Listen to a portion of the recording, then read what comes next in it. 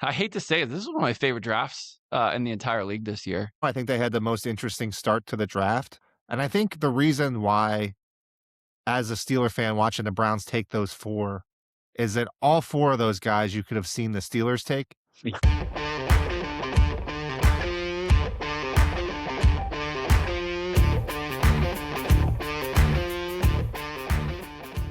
Welcome back to episode 21 of Out of Town Yinzers. I'm Joe alongside Justin. As you know, we're Pittsburghers who moved away but still love Pittsburgh sports. We'll be talking Steelers, Pirates, Pens, and Pitt Baseball today. But we're going to start. Can't give up the draft. I think this might be the last time we talk draft, Yes. but we're going to do a little bit more draft, but not Steelers this time. Check in on our division foes. Unfortunately, some of these guys did pretty well in the draft, but Justin, I think you're going to run through what we're going to do right off the top. Yeah, so like Joe said, AFC North. I think Joe's right. I think we're finally gonna let the draft die here after this week. We've been meaning to do this. Just some big news came up in the middle of that, so we're gonna run through the AFC North. Just right off the top, let's run through our grades real quick, and then we'll dive into them a little bit deeper here as we go team by team. But let's just start with our grades. First off, Ravens. What did you give the Ravens?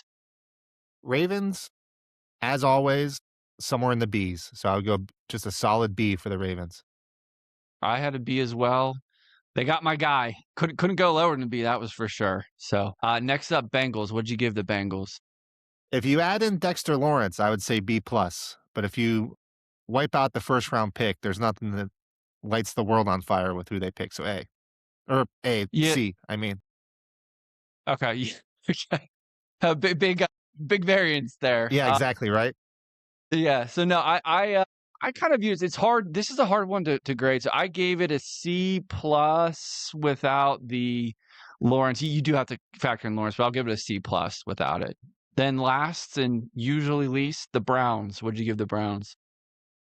I think that's a B plus to A minus with those first four picks. Yeah, I went A minus. This was I hate to say it, this is one of my favorite drafts in the entire league this year. So yeah, A minus. So from there, we can dive. Do you want to start? Is there anywhere you want to start on this one? Any specific Let's team? just stay or- with the Browns right now. I think they had the most interesting start to the draft with their first four. And I think the reason why, as a Steeler fan watching the Browns take those four, is that all four of those guys you could have seen the Steelers take. And I feel like the Ravens do that historically to the Steelers, and that's kind of why we always have an eye on the Ravens draft and like it afterwards too, is that right. we're kind of Right. looking at the same players. But Fano, to be able to trade back and still get the offensive lineman of your choice, they double dipped at receiver. So if KC Concepcion can't catch, Denzel Boston can. If Denzel Boston can't get open, KC Concepcion can. So they'd be great. They'd be a top 10 pick as a player together, but to get them both. And it seems like Denzel Boston's having a really good OTAs so far as well. Right. So he might, we're still kind of in fantasy drafts and things of that nature, but I would expect his name to be hot as the summer progresses because he really could be going into the season as the Browns' number one receiver with the room that they have. And then to have your second round pick be Emmanuel Warren out of Toledo, that's pretty amazing. That's someone that a lot of people talked could be in the back half of the first, and you get him in the middle of the back half of the second. So again, no matter whatever happens with the rest of the draft from there, to have those first four picks is really, really good place to be for the Browns. And it was on offense too, where they needed it the most. Yeah, agreed. I mean, they've already say what you want about the Browns, but it's not like they are what they are and their record is what it is because of their defense. And again, we were with Browns fans, and I was like, we like you said, we talked about every one of these players in our our short right after the draft, or right before the draft, I should say.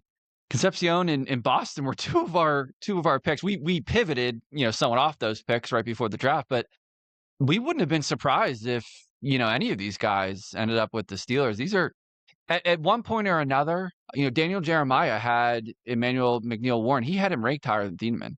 So there are four legitimate first round, talents in a draft where, a lot of people were saying there are only 16 or 17 in the entire draft.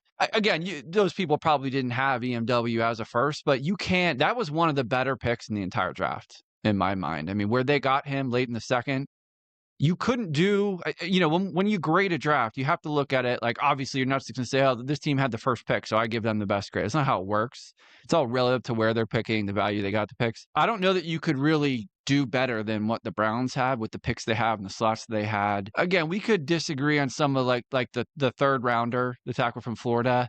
It's just they're just going off of metrics there. I'd even argue their fifth and their sixth round picks. I mean, you heard me talk about Taylor Green before the draft. I mean, the sixth round, why not?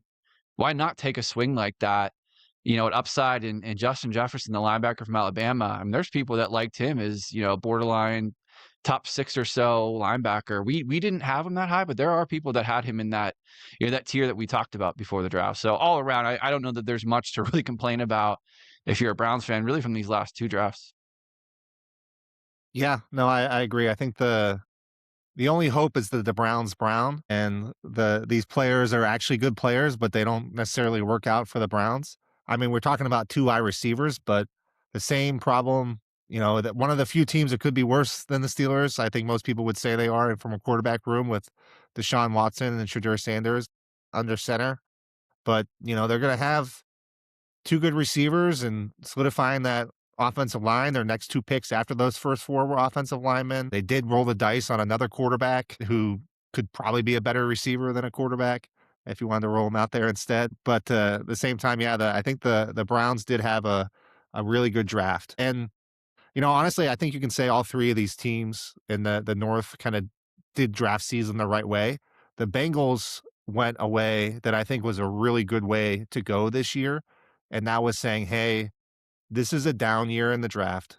We do have a top 10 pick, but we're going to flip that for someone that we know is a dominant presence on our defense. It's our biggest issue for Dexter Lawrence. So I think that was a home run trade for them for what they could have done. Maybe, it's almost like, do you want Dexter Lawrence for the next 4 years or Caleb Downs for the next 8 to 10? Like that's kind of the argument back and forth there. But I think when you've got Joe Burrow in his prime, you have Jamar Chase, you have T. Higgins, to be able to get that top end player that's going to make everyone around you better, that really makes the whole draft. I don't know, you can talk about the rest of the players, but I think the Bengals kind of hit a home run with trying to come out and be a better team next year.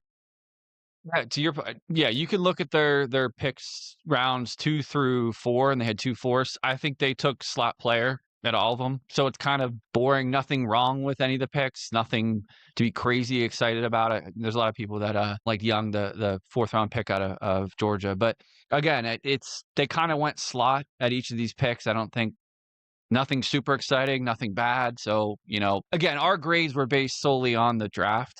Nothing bad, nothing great about the picks. But I agree. I think the Dexter Lawrence trade, especially in this, again, there's context here. Yes, it was the 10th overall pick they traded away, but it was the 10th overall pick in this draft. So you have to take that into context. Look at his numbers, his pressure numbers compared to every other D tackle in the NFL over the last 3 or 4 years. It's pretty crazy. And you talk about turning around a defense.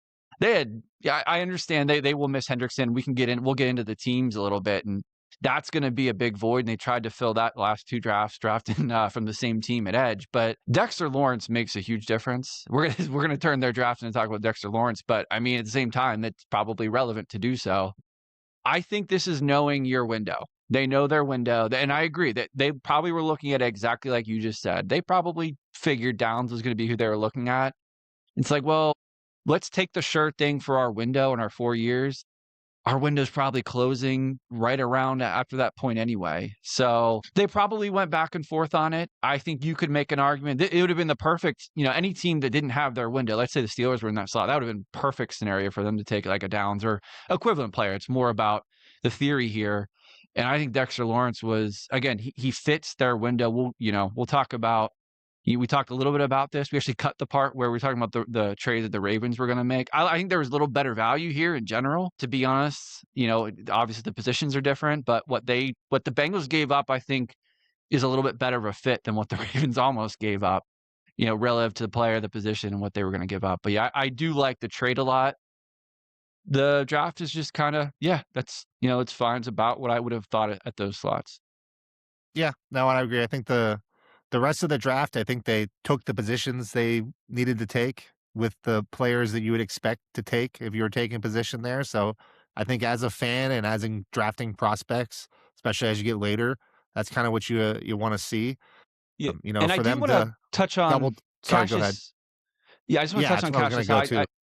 yeah, I skipped over it, but, like, his arm length, he should have, like, the second lowest recorded arm length. So it's like everyone, everyone he's sort of like the, second round version of Bane.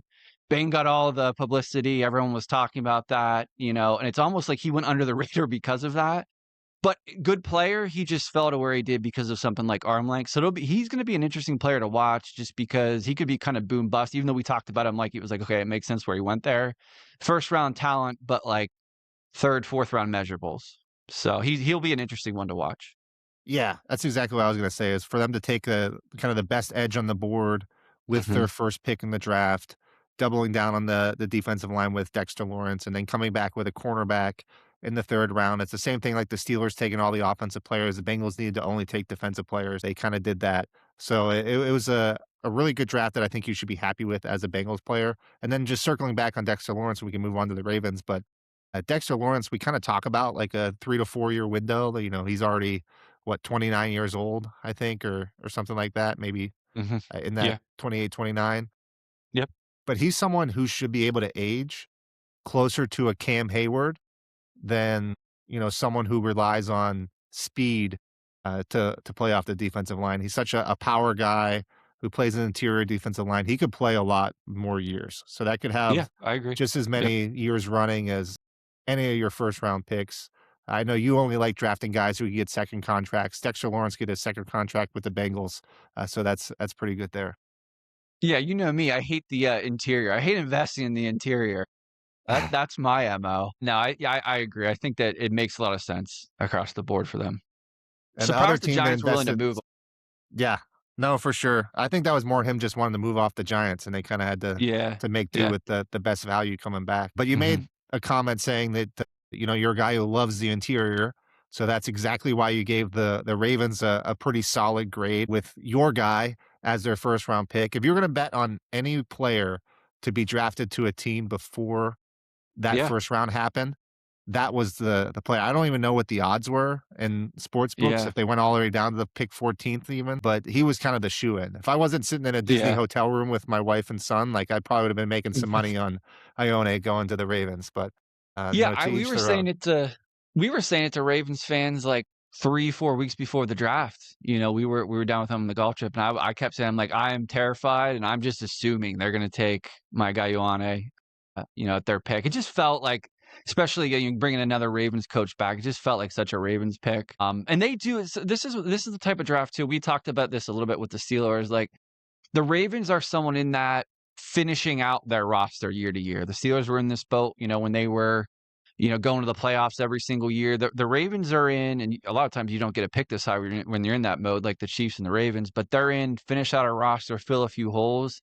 Just so happens that one of the holes that they had, this is the reason I love the pick so much for them is it filled a fit and a need, and it was a great fit as well. So, I was hoping they would do something else for, I'm not sure why they would have, but that pick I just think made a lot of sense. I thought I'm not a I think you like Jacoby Lane a little bit more than I did. I thought what they did in rounds 3 and 4 was kind of interesting because they very clearly are trying to fill a need. I have heard that Surratt could play a little bit of a big slot for them, that would basically just be a likely direct replacement. So it's almost like they were trying to fill some red zone and or just, size of the receiver position, so they were like, "Let's just go all in and just hope, let's play a quantity game and go after both these." I thought Surratt was a good value too in the 4th, for sure. No, I would agree. It's the same thing that, you know, we were just saying with the Steelers when I was saying, "Hey, like, double dip at receiver." The Mhm. Steelers didn't do that. They kinda went a different direction. I mean, they kinda did if you talk about Wetchen or, Eli in the 7th round, but in terms of what I was thinking they would do would be something similar to what the Ravens did, was take 2 receivers kinda in that mid-round bunch that, after the first tier, you coulda just shuffled them up based on your flavor that you liked, and Jacoby Lane and Elijah Surratt were both in that place. Elijah Surratt looked really good at times at Indiana. He's a big guy, made big catches, and Jacoby Lane was the same way at USC. I think both these guys produced. And, the Ravens are a place where receivers go to die a lot of times. So maybe these guys will be the same way. that some of those Browns receivers will be. But at the same time, we got 4 receivers that are coming into the AFC North on teams that needed help at receiver, and one of those 4 is gonna look pretty good. I think my early money is on Denzel Boston based on the early reviews, but I think any of these 4 could hit. And I honestly, if you're gonna talk about team fit and player, I like Surratt probably over, Jacoby Lane when it comes to kind of fitting for their team, at least for this season. And then lastly on the Ravens, and I'll kinda, again, let the draft sleep until next year. But for the Ravens to draft Ione, to have that really, from a Steeler perspective, to go right against the Cam Hayward aspect, kinda neutralize that interior offensive line, especially when you still have a back like Derrick Henry. I think that's someone who's really gonna terrorize the Steelers right off the gate. I almost think of it as, in a baseball sense, like a JJ Weatherhold. As soon as he was drafted, I was like, "Oh, he's gonna be a Pirates killer." I think, Vega's gonna be the same way for the Ravens, Yeah. especially kind of those early battles against Cam. Maybe some helmets throwing, some flares. It's definitely gonna be feisty, I would say, between those 2. Yeah, and two things I do wanna touch on before we move on. I did, and we are you touched on this already with the it is so funny that both the Ravens and Browns double dip, like you were asking for a month for the draft, "Please double dip, I want them to double dip." And the other thing that I thought was, is really interesting, that the Ravens attacked one need with both guys, which I think makes sense. The Browns sort of are building their basketball team like you talked about, and kinda talked about with the Steelers.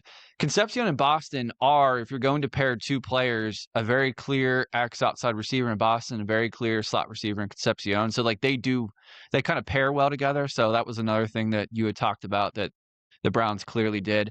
The last thing I did did you see, I don't know if you saw this, the Adam Randall pick by the Ravens, how they led, Yeah. Bisaccia. That was a little interesting that they let, I don't know if they officially let him make the pick, but that wasn't what do you have any thoughts on that? That was, kind of a weird I guess un-Ravens-like thing isn't the right way to say it, but I actually kinda like the player, by the way. Saw a lot of him in the ACC, but it was an interesting move by the Ravens to let their owner make a pick, quote, unquote. 100%. And, if anybody has any dynasty drafts out there and they're listening to me right now, Adam Randall is definitely moving up the board. When the owner drafts you, there's a much better chance that there's going to be a push later on to make sure that he's successful and get some snaps. Yeah, And he seems like he's make the doing owner all the look right good. things. So I think that could be a really good sleeper pick Yeah. for the Ravens this year, especially when it's someone like Derrick Henry, where, he He has been pairs someone well. who, yeah, I mean, Yeah. he pairs well too, but he's also Derrick Henry, someone that's at some point you would expect not to like play out a whole season and get all the At carries that he some point, does. you would Yeah, you would assume so. He's like you would 4 years assume over so. the At some cliff. point. Yeah. Yeah. So it's he's and if Derrick Henry goes down, I think Randall's going to be the guy that'll get the predominant amount of carries. He'll be a good receiving back for sure. I believe he was a converted receiver, at Clemson, so definitely that's why I think you could pair well with him. Not that they don't have, some guys capable of that, but it could be an interesting fit there, so. No, absolutely. So, like I said, unfortunately, some good draft picks from our AFC North foes, which is not necessarily what you wanted to see, especially in a down draft overall. Right. So I think the good place to move now would be to go to the Pirates, which I feel like last time we chatted, didn't really know where we stood on the Pirates. I think it was for the first time this season, we were kind of getting a little of the air out of our sails, saying, "Hey, is this really the season, or is this the season before the season? What's going to happen? Are there too many holes on this team?" We've had a week go through. You mentioned here in your notes that they're 4-3 since the last pod. You really don't know. Is that still how you feel after this throttling that's happening Tuesday night against the Cubs? Well, I said this last week, ironically, they blew the game last week when we were recording, but we just need to record every single night of the calendar year, at least when the Pirates or Penguins are on. They'll lead the league in goals and, runs, because it's like every time we turn on to record, the offense goes off. This is a weird week, like, in general, like, you talk about range of emotions throughout the week. I don't We almost need to go through not that we need to go in depth on every series, but you almost need to, like, pull the series individually. Just to run through them real quick, we were recording that St. Louis games, things went from looking terrible, then they were in the lead, then the bullpen is the bullpen, and then they bounced back to taking 2 out of 3 from the Cardinals, and that was a big swing, to go from down, losing the first one and winning that series. They had a weird series in Toronto. I mean, they went 0 for 21 with runners in scoring position. They lost the one inning that, Bubba Chandler goes out and has a great outing, but he has 2 errors in 1 inning. It kinda cost them the entire game. It's just a weird series. It was big to come out and, pick up a win in the 3rd game and then, right into this series against the Cubs. I had written down, is this glass half full or glass half empty? It's almost like every series with this team, you can look at it and see whatever you wanna see. Do you wanna see a team that easily, they're underachieving if, 1 or 2 things just spark them, like maybe like a game like tonight, all of a sudden they're a game out of first? Or do you wanna see a team you go, "Man, this team feels like" we talked about it before, they're like a little league team that, their defense and their bullpen is gonna hold them back all year. You can really see whatever you wanna see in every single series. Yeah, and honestly, it's one of those. It's if you asked before the season, we kind of do one of those things. If the Pirates, it looks like they'll be 3 games above 500 going into May 27th. I feel like most fans would sign up for that, and I'm probably one of those. It's like, hey, I've said it before, even on this pod, just stay afloat until August, and let's make some hay kind of in the back half of the summer. I think the thing that's exciting about this team is that the starting pitching is still really solid. Obviously, Skeens is great. Ashcraft has been great. Keller is who is a solid pitcher. Bubba, who we've talked about. Cam, my son's favorite player. Didn't like that he shaved the mustache, though, for that. And then, I think the Moj and then Jared Jones coming back. So I feel like you still have that solid You're right. starting core. And the reason why they slumped the last 2 weeks is that the strength of their team slumped, and that was the starting pitching, and it wasn't there. And that kind of exasperates the bullpen, puts more innings there, and kind of has that aspect. So I think if the starting pitching continues to hold on, and a lot of that's health, if that stays through, the Pirates will be right there at the end of the season because on the offensive side, and this is what we talked about in the off season, is they still have a really, really strong team and much stronger than they've had in the past. And the way that their strength is right now is through power, which has not been the case really since the Pirates have last made the playoffs. When you're back in the 2013, 2014, 2015 days with McCutchen and Pedro hitting home runs, you haven't had multiple guys in the lineup who really have a good chance of going over 30 home runs, and then another spattering of guys who are going to be in that 20 home run aspect. And you finally have another youth movement coming up. So you got Connor, who's been Right. great. Yeah. He's been amazing, really, since he's turned 20. But as Merlin Valdez, who's my boy, I talked about him pretty profoundly before the season started in his top 10. Yeah. People are finally starting to learn who he is. His power is legit as well and loud, Yeah. and it was tonight too. That was an outside pitch he took to the deepest part of the f I know it was a curveball that was relatively hung. That's an outside pitch still, and he took that to the notch and out. So, I mean, that's you certainly love to see that. It's weird. They're almost built like a bigger and their strengths are built like you talk about power from the starting pitching, from the, actually hitting home runs.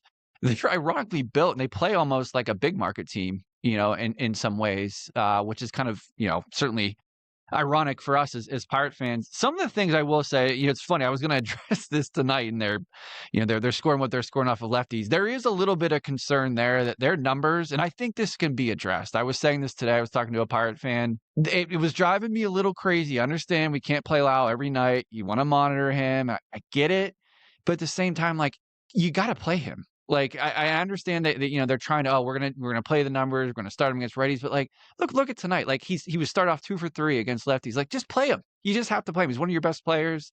I mean, look at he's got a OPS over 900. Like just play him. At this point, you're not. It's not like you're so deep, off the bench that we'll be fine. I understand they're building some depth there, but you just got to play him at this point, and you see what happens, tonight. And it wasn't just him. Obviously, Cruz is hitting incredible off of lefties. I think I just got a text that he's 11 of 18 against the Cubs this year. Another big thing. There's so many things to talk about. We're not even talking about how good they're looking, with the exception of one series this entire year against the NL Central. I mean, they're Yeah, dominating the Central in reality right now. really. So, with the exception of the 4-game series against the Cardinals, they've won every series, and they're about to worst case scenario split here. So again, just very up and down. This is we talked about it many times. This is a baseball season, but it's been a very interesting week because it truly is a week of you can see whatever you want. There's some really good, there was some really bad. The thing that I think is making me feel optimistic is though some of the weaknesses are addressable. Defense, bullpen, those aren't super expensive types of I things was gonna say the sometimes same to thing. address. Yeah. It's not like they're like, "Oh, we don't have any power in the lineup." Well, that's been the case for what, 10 years with the Pirates, or I guess with the exception of some Josh Bell years. Like, that's not cheap to address. That's not easy to address. These are things that are addressable, at least. We'll see if they do it. We'll see if even if they attempt to do it, if it works, but they're addressable, and that's I think a big sign for optimism. No, 1,000%. And really, if you look at their team right now, overall, and their lineup, and kind of how they're constructed, where they're getting power, where they're not getting power, Mhm. they don't need to touch that lineup. If that lineup stays healthy with O'Hearn coming back, and then you see what Valdez and Garcia have done to give you a little bit of length off the bench with some of those young guys, and Garcia's not that young. So Valdez is 22. He looks like he belongs, but both of Right. those guys should be able to get at bats and stay up. And that's really an aspect to put one place where you target to add to your team if you're still where they are today in July. And by the way they've played and, haven't had a profound losing streak or anything along those lines, then they should be right there in July. And like you said, bullpen is the absolute easiest place to add at the deadline because it's usually the cheapest. And most of that is because bullpen arms are so volatile year to year that most of those guys are only signed on 1-year deals. So Either Reynolds. anybody wants to kind of get rid of that expiring contract, and Mhm. you don't have to have that top end guy who's just crushing it Mm. out of the bullpen. You just need to have a guy who's throwing darts this season that can kind of carry you through. And I think that's like you said, that's going to be the easiest place to reinforce. And if you add 1 or 2 arms to the back of that bullpen with kind of Soto already back there, and then you have the long relief with some form of the overflow from your starting pitching, that's a bullpen that can contend as well. So I really think, you know, seriously, this is the most complete, most exciting squad the Pirates have had since 2015. And I don't really think it's close. And we've kind of said that before, but it's definitely something where you can kind of still see that momentum. One thing that's been interesting too, and then I'll kind of leave it for the Pirates. We can kind of circle back in a couple weeks to see how they are. But I'll say that they're one winning streak away from really Mhm. putting some major noise into what their season is. And the same way that they don't really have losing streaks with their starting pitching, Right. they could absolutely kind of build some real momentum, winning 8 out of 10 games, something in that range to really kind of put some distance and give them a little bit of buffer going into June when the hotter months happen. So let's see what if this Cubs series can kind of continue, if they can kind of batter down the beaten down Cubs the next 2 games and really start to roll. But that would be what really makes things fun and it absolutely could happen with this squad. Yeah, I mean, 2 completely different ways of getting to the same record. You look at the Pirates and the Cubs. I don't think anyone's getting to the record the way the Cubs have this year with 2 10-game winning streaks and giant losing streaks. But that's what you said this before the year. You were like, their starting pitching should keep them out of, like a streak like the Cubs are, the multiple streaks like the Cubs have had. And to your point, they're 1 streak away from getting above, just treading water, and then they can tread water with this pitching staff. And again, I gave you credit last year. I don't think it can be overstated enough. Your call on Ashcraft. I mean, is I think I said this last week, but he has to be the most underrated pitcher in the majors so far this year through a third of the season. Absolutely. I mean, I think he probably is a more impactful or just as impactful starter, at least as Skeens is. I think he's sixth in the ERA and Skeens is second. So to have 2 guys in the top 6, the only Yeah. question about Braxton throughout the rest of the year, and that's what I said before the season, was his innings. He's someone who was slow to the majors. He's older. I think he's like 25 already, 26 maybe. And he 20, was yeah, I think it was old. 20. I looked today. Yeah. Yeah, so he's older to the majors, slow to the majors, and that was because of injuries, and he's just never been healthy enough to build his innings. So that's not saying, "Hey, you're 26, like, go out there and throw some innings," but it is a point where people will start talking about skipping starts for Ashcraft when Jared Jones comes back, who's gonna be the guy Right. that'll Yep. take a few Yep. steps back. I don't wanna see that happen right now. I feel like you gotta let a guy who's healthy pitch while he's healthy and let him roll, but he's definitely throwing out some really good starts and really long starts. We'll see kind of how the monitor of the Braxton Ashcraft overall. But man, he has been fun to watch, more so than I would have thought. And I called him as a breakout. Yeah, I don't think anyone was as high on him as you. I didn't see anyone that was. I mean, you made a pretty bold statement on him. And again, the other part of it, exactly like you said, I saw it this weekend. He's on pace to shatter his most innings pitched. So definitely something to keep an eye on moving forward.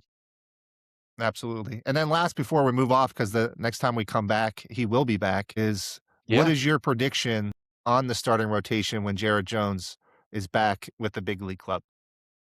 That's a great question because I don't think they'll go to a six-man rotation. There's so many people against that. Maybe I don't know if maybe I don't know. I don't know what they're gonna do. I almost think it'll be interesting to see with Bubba Chandler because he had that good start against the Blue Jays, and it'll be interesting to see what happens this next week or so. I could almost see them starting Jones in the bullpen just to kind of ease him back in. Like I don't know who you sit. Who do you sit at this point? Yeah, I think people are overthinking this one. Similar to the Steelers hanging on to Mason Rudolph over Will Howard and Drew Aller, people are just overthinking, over engineering kind of the decision it's going to make. Yeah. Jared Jones is a pretty simple decision. He's going to come back and be your starter. The Yeah. person who's going to be moving to the bullpen, at least initially, is the person who hasn't always started a game this season, who's been in their starting rotation, and that's Majinski. Majinski's Yeah. already been proven that, hey, he's someone that struggles that third time through the lineup. Right. He's someone that multiple times they brought out with an opener, and he's done really well coming afterwards. So he's also proven that, hey, I don't have to get up my arm ready and be ready to go for the start of the game. I can come in firing a little bit later. Mhm. So I really see, at least out the gate, that you're going to get Jared Jones for about 3 to 4 innings, and then you're going to get Majinski as a piggyback on those games. And if That things really work out, you don't even touch the bullpen. Those are your two guys. Jones goes 4, Majinski goes 5, and that's your 9 innings every fifth day with those two. I do like that because, again, one of the issues, and you talk about Ashcraft going so deep, I mean, they almost needed him to at times because, a lot of these guys have gotten up there in pitch counts, or you have a Bubba Chandler who gets kind of, the raw end of the deal, and he could have gone a lot longer in that game against Toronto, but they've needed a guy to go deep, and maybe that is the solution. Maybe I didn't think about it that way. I just, man, he's strung together a couple really good starts. But if you look at it that way, it's almost like you have a dual starter, and then you can ease Jared Jones back in as the starter and have like two starters in a way. I don't hate that idea at all. But yeah, it'd be hard to sit him if he keeps. I mean, he's had some good starts in a row here, but I do like that idea. I think that would be a good plan if that's the way they go. And you still have Wilbur Dotel as your long man the rest of the Yeah, way, yep, who looked pretty phenomenal this weekend. All right, and the other one we were back and forth on, kind of moving on from the Pirates, we're going to move on to the Pens here, is Evgeni Malkin, back for the 21st season, ready to drink some Iron City based on his career number with the yeah. Penguins. So, Justin, I don't think anyone's surprised, but how do you feel about this move overall?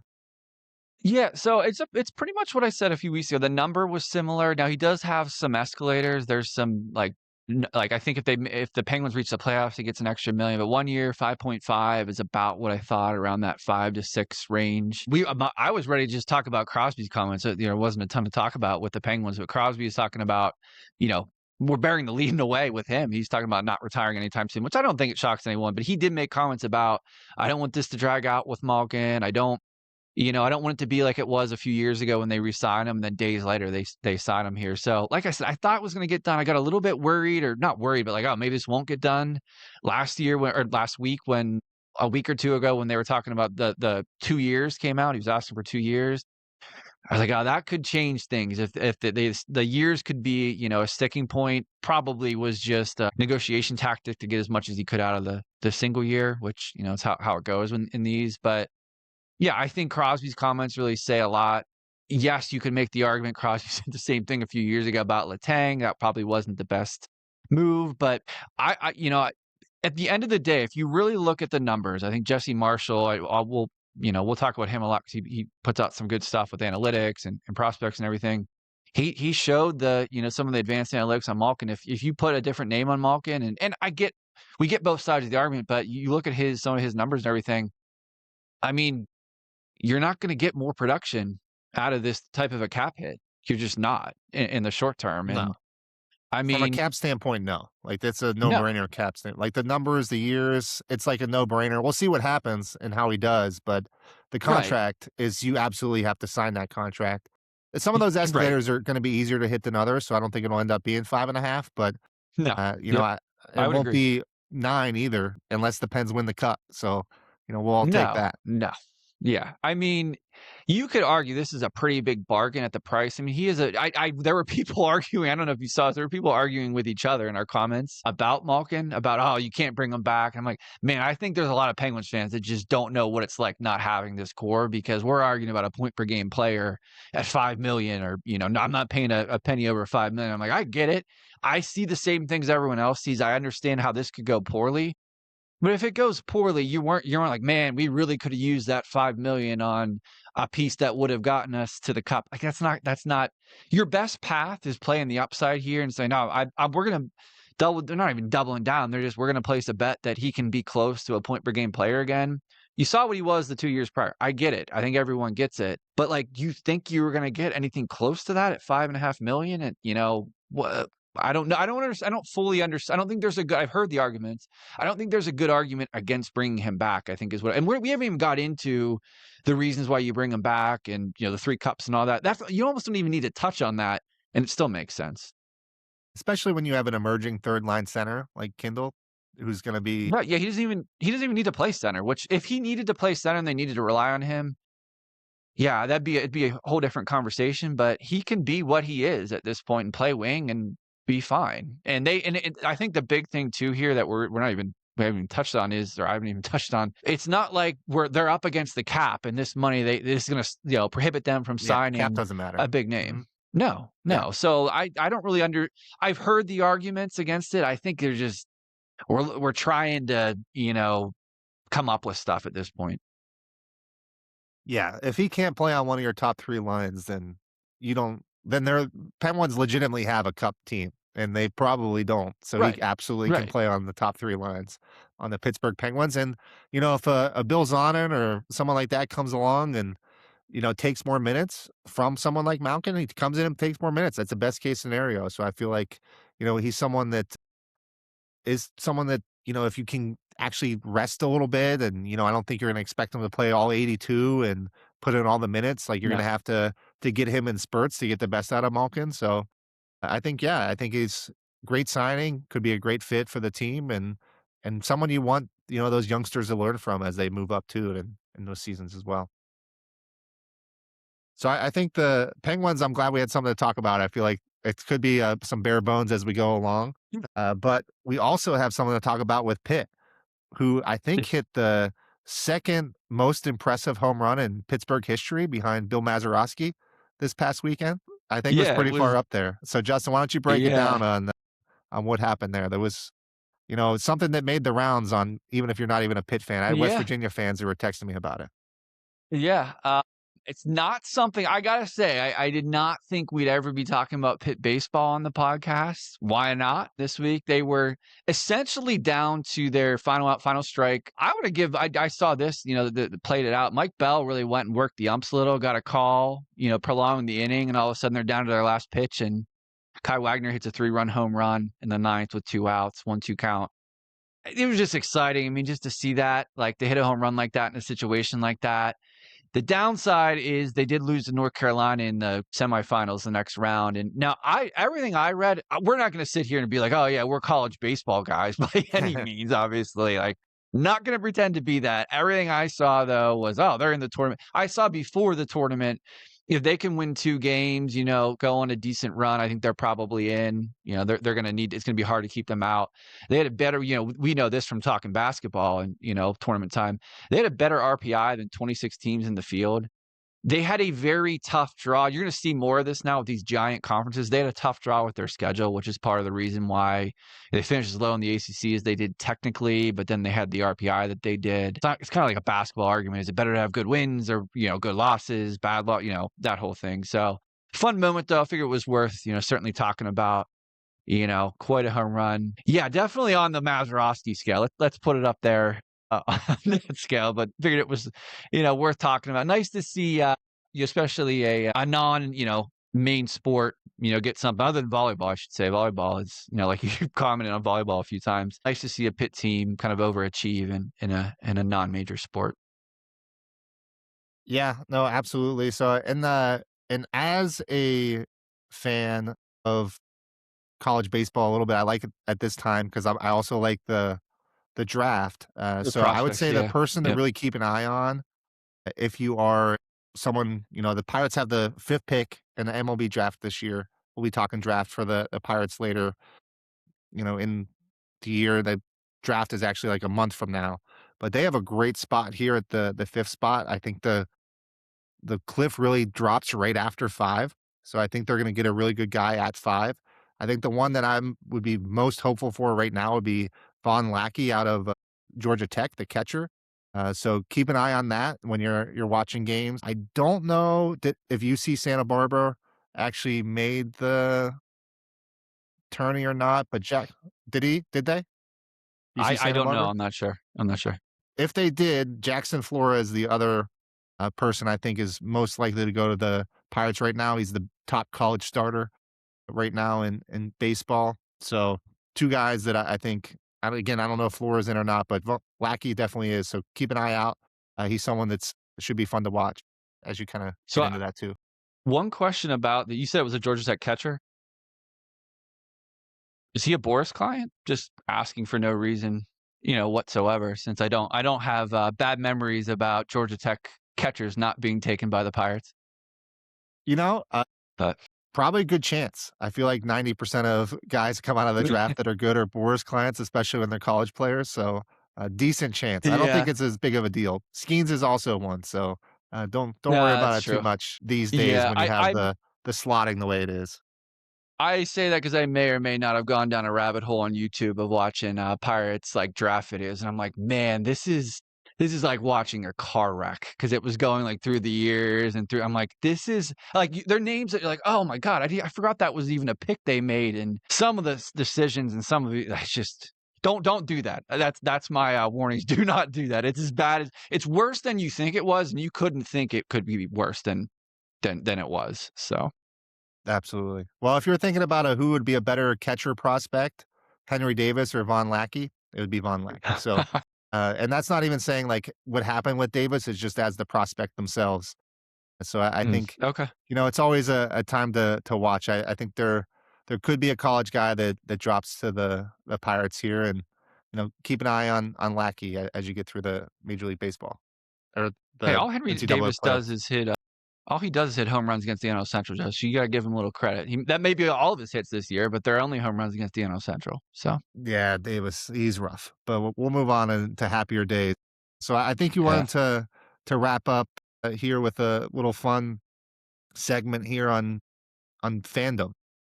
yeah. So I played this game, before with. We'll have to do this with all the sports, but I have a friend group where we've talked about, hey, if you had to be a fan, it usually starts with college football. Like, hey, you had to be a fan of a Big Ten team. Who would it be? And the reasoning and everything like that. So you can go about this any way you want. So we're gonna touch on baseball tonight. You need to be a fan of an NL team and an AL team. Any reasoning you want. The Pirates, never existed. I think I made the comment. You could take the whatever it is in Men in Black where you forget everything you knew about being a Pirates fan. You have to pick a team. Or you can go about it and go, hey, the Pirates are just done for whatever reasons. I have all my biases I had before. I still have them. However you want to go about it. So what are you thinking with your teams who you would take or decide to be a fan of? Well, you told me I wasn't allowed to choose the Savannah Bananas, who was my number one choice to move on from the Pirates if it You wasn't did them. say that. You did. Yeah. So, let's put the record show that I'm a banana fan if I have to not be a Pirate fan. But I'll go AL first and then I'll come back to the NL. So I think AL, I've always kind of been a Tampa Bay Ray fan. I'm an Mm. underdog. So I feel like no matter where I go, I feel like I'm going to be an underdog choice on the NL side. So I feel like on the AL side, Tampa Bay's been one of those franchises that's been probably has less money than the Pirates do that actually comes in year over year, and they made it work, and they made it work a lot of times, and not necessarily to extreme success, but always very good teams, and they've been run well. So I think following Tampa, they were having a great year this year, would be a fun team to follow. On the NL side, I feel like it's a It's a little harder harder one. for me. Yeah. when it when you're kind of picking through there. I don't know if I would choose any of the other teams in the Central. Oh gosh, it's hard to even choose one of those teams. I would say, I mean, I guess if you really had to put it down to it, and you could probably say in the AL too. So I'm in Columbus, Ohio. So I'll go with the Reds. I feel like with the Reds, similar to I was just gonna flip say no Central. I went back and went to the Reds. I was flipping maybe doing the Florida, the Miami Marlins, go and just stay in Florida. I feel like that would be the same reason, but I think that was too close to Tampa. So I'll go with the Reds. Yeah. I think they're another franchise that loves baseball, but just really haven't had that success. So I guess if I want to put myself through the same torture I do as the Pirates fan, the Reds would probably be the closest thing to that. Perfect. Yeah, just why not? Just keep living that way. There's something about that, and we'll go through rivals. We're gonna be doing that later in the summer. There's something about the Reds, like their logo and their jersey, just don't. It just seems like flat to me. I don't know. The Reds fans are gonna hate me saying that, but so I went the same deal. The AL. I looking through these teams, I thought it was pretty clear. You know this way back. I was a Nomar Garcia Parra fan. That's why I wore 5 growing up. Loved the Red Sox. I think it'd be hard to not be like, man, it would be awesome to actually be a fan of a big market team for once. So I went back and forth between the Red Sox and the Orioles. I like the Orioles. I've been on Orioles teams trips up to Yankee Stadium with some friends. Camden Yards is awesome. I'd be between Boston, but I'll go Boston solely for the fact I just couldn't be a Baltimore fan with the Ravens, so I'm gonna go Boston in the AL, but I could go either way That's a on that great one. choice. Yeah. Yeah, yeah. Great I just stadium wanna see too. what the Yeah. other half lives like. Having some money in college football and or baseball would be fun. So I'm gonna go with the Fenway Sports Group's a great ownership, so, good to follow under yeah. them too. Yeah, So, I didn't even think about that angle. That's an interesting take there. And then the NL was definitely tougher. If I had to go NL Central, I would definitely go Cubs. It may or may not be because I've been watching some of the clips of their. They have a pretty good podcast out, by the way, about their World Series year. Gave a lot of props to the Pirates, by the way. I think it was Schwarber or Rizzo said it was the loudest park he's ever been in, which I think it might have been Rizzo. But anyway, I just can't go NL Central. It's just for whatever I just can't. Well, not for whatever reason, for obvious I reasons, I said can't. that, and then I immediately said the Reds. So who you're I gonna know say that I go exactly. right back? Yeah. I'm gonna go. So I'm gonna go. I it was between. It's probably again because of the location thing, but I went out west. Either the Padres or the Rockies. Rockies Park always seemed cool, especially with the if you like home runs, it'd be a cool team to be a fan of. But Petco always seemed like a park I'd want to go to. That's definitely Giants too. So really like the entire NL West outside of the Diamondbacks and the Dodgers for obvious reasons. I think it would go Padres though, just because I think Petco always seemed like a really cool park. I'm changing my vote out of the Reds. I feel like the Reds were a bad aspect. I'm gonna come back and I'm gonna say, because I was thinking about this when you were talking about the Cubs, and I feel like when we grew up watching sports, there wasn't streaming and all that aspect. You were watching what was WGN, on. yeah, Well, WGN was always on. You were always watching the Cubs game. I always got excited because you always watched the Pirates when they were playing the Cubs. You can know they were seeing, and there yeah, was a day yep, game, so it was kind of a double down fun right. aspect of that. Well, the other team that was always on, you could see, would be the Braves for CBS, yeah, TBS. So I or feel like TNT the or what? Yeah, yeah, the Braves, it could be a fun team to follow. They are also yeah, kinda in that big market mold, been very yeah. successful. So if you don't wanna torture yourself, which is the way I kinda went with my first picks, the Braves would be a fun team that would be a really good World Series contender most years. I like that. I like. Did you know that this is a? We don't need to draw this out, but no, I got deep into the hole. Like I said, this weekend, the Pirates were almost in the NL Central in the early '90s when there was contraction. They would have been the team that would have moved, or the NL East. I'm sorry, that would have been a wild, what if to talk about if the Pirates ended up in the East. So just wanted to throw that out too. Yeah, I agree. In some ways, it kinda would have been more fun to be in the same division as the Mhm. Phillies. Yeah. So it goes both ways. But we appreciate you guys for hanging on. If you're still here, if you are, like and subscribe. We're trying to get to 100 subscribers. We're crawling along. We're at 76 now. So if you're listening, and you haven't subscribed on YouTube, please do so. We're going to take next week off. So we're usually here every Wednesday. We're going to be kind of a little bit more intermittent over the summer with baseball really the only thing going on. So we'll be coming back 2 weeks from now with some hot takes on the Pirates. And I'm sure the Steelers will do something that'll grab some headlines as well. Yeah. All right. See you later.